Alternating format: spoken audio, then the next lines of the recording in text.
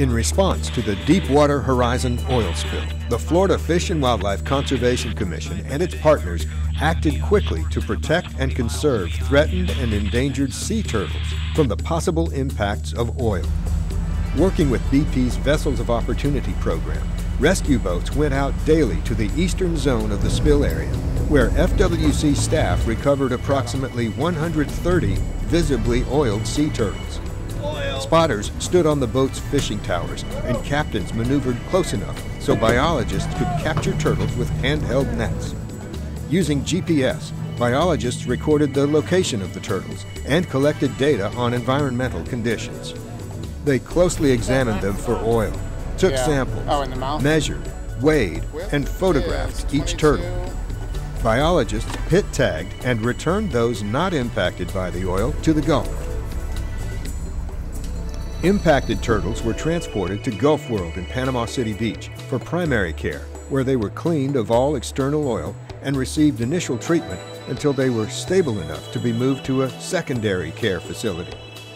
Once medically cleared for transfer, the turtles were taken to SeaWorld Orlando, where they completed their rehabilitation and were housed until they met established release criteria.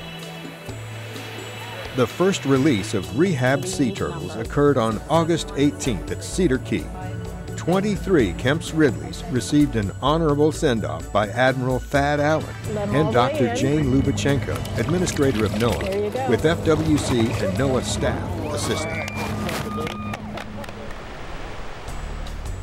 Another effort involved the hundreds of turtle nests on Florida's panhandle beaches, which are marked by FWC-authorized permit holders who walk the beaches every morning during nesting season.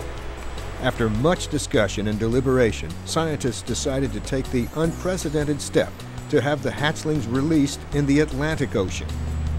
FWC biologists and its partners worried that when hatchlings from the nests made it to the Gulf, currents would likely bring them into contact with floating oil, creating a deadly environment for the tiny critters. Beginning in early July, excavations of nests began 3 days per week. Biologists decided the least risky and most feasible approach would be to move the entire clutch of eggs late in the incubation period between days 45 and 50, after gender was already determined and the magnetic cues that help turtles return to their beach of birth hopefully would have already been imprinted. When the clutch of eggs was uncovered, each egg was slowly lifted out of the nest and then laid on top of sand from the nest in specially prepared foam coolers. A wire coupler was placed in the cooler on the first layer of eggs so the temperature of the nest could be accurately monitored.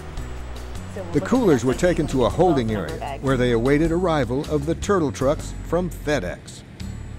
These specially outfitted trucks drove from the Panhandle across the state to Cape Canaveral, where the Kennedy Space Center offered climate-controlled storage facilities. Biologists closely monitored the coolers, and as hatchlings emerged, they were released under the cloak of darkness and made their way to the oil-free waters of the Atlantic Ocean. More than 13,000 hatchlings have been released since early July. These incredible journeys for the sea turtles of Florida's northwest coast could only have been accomplished through partnering with the U.S. Fish and Wildlife Service, NOAA's National Marine Fisheries Service, the National Park Service, Florida's Department of Environmental Protection, and the collaboration of many partners and individuals determined to give these turtles a fighting chance for survival.